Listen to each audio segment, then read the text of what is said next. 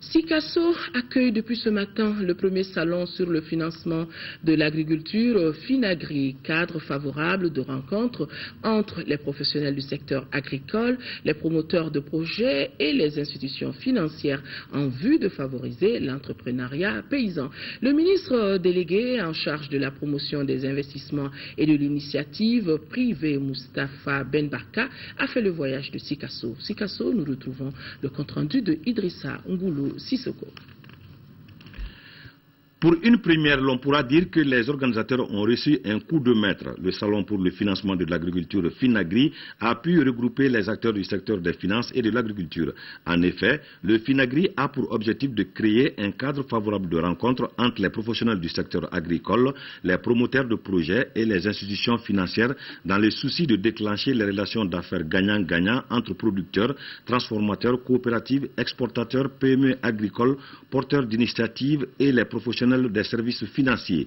À l'ouverture, le maire de la commune urbaine de Sikasso, le coordinateur national d'Agri-Hop et le président de l'APECAM se sont tous réjouis de la tenue de ce salon. L'économie de la région de Sikasso est à vocation agro-silo-pastorale. Cette initiative renforce et réconforte le conseil régional dans sa conviction que la promotion de l'agriculture peut booster de façon globale l'économie du Mali. Le développement de l'agriculture est au cœur des ambitions que nourrit pour le Mali le président de la République.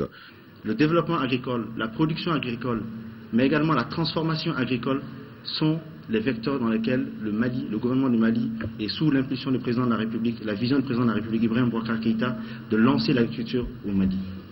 Ce salon du financement qui est une première au Mali devra être pérennisé pour les années à venir pour répondre à des problématiques qui sont importantes au Mali. Pour répondre à des problématiques liées aux agriculteurs eux-mêmes.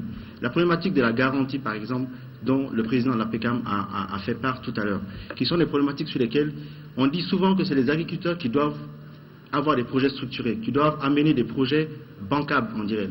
Mais c'est aussi aux institutions financières de mieux comprendre le secteur de l'agriculture, de mieux comprendre les problématiques des agriculteurs pour pouvoir les financer.